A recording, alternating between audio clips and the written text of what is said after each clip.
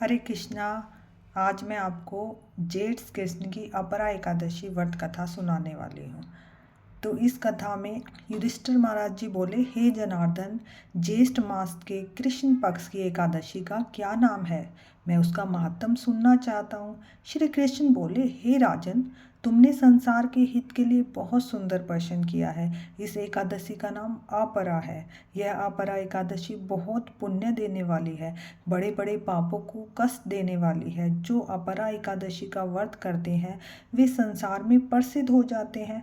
पर स्त्रीगमन आदि सब पाप अपरा के व्रत से नष्ट हो जाते हैं।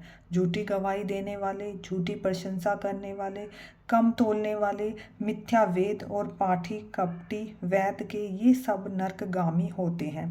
परंतु हे राजन, अपरा के सेवन करने से ये पाप छूट जाते हैं। जो क्षत्रिय युद्ध से भाग जाते हैं वह घोर नरक में पड़ता है। हे राजन, मैं अपरा की महिमा कहता हूँ, उसे सुनो।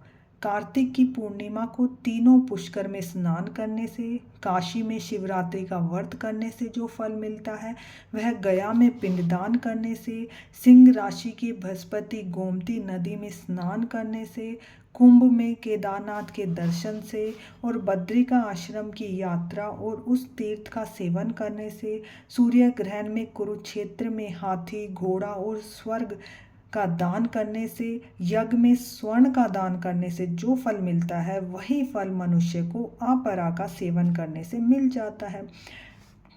अर्ध प्रस्तुता गो, स्वर्ण तथा पृथ्वी दान देने से जो फल मिलता है वही फल मनुष्य को अपरा एकादशी व्रत करने से मिलता है। यह पाप रूपी वृक्ष को काटने के लिए कुल्हाड़ी और पाप रूपी ईंधन को जलाने के लिए अग्नि के समान है। पाप रूपी अंधकार के लिए सूर्य और पाप रूपी हिरण के लिए सिंह के समान है।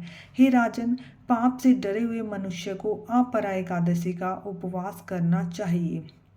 जो एकादशी का व्रत नहीं करते वे मनुष्य जल में बुलबुले के समान और जानवरों में भुनगे के समान होते हैं। वे मरने के लिए ही संसार में जन्म लेते हैं। अपरा एकादशी का व्रत और वामन देव जी की पूजा करके मनुष्य सब पापों से छूटकर विष्णु लोक को जाते हैं। हे राजन, संसार के हित के लिए यह महात्म्य मैंने तुमसे कहा है। इसके पढ़ने और सुनने से सब पाप छूट जाते हैं और कोई भी जो यह कथा को केवल सुनता है उसके भी सभी पापों से छुटकारा मिल जाता है।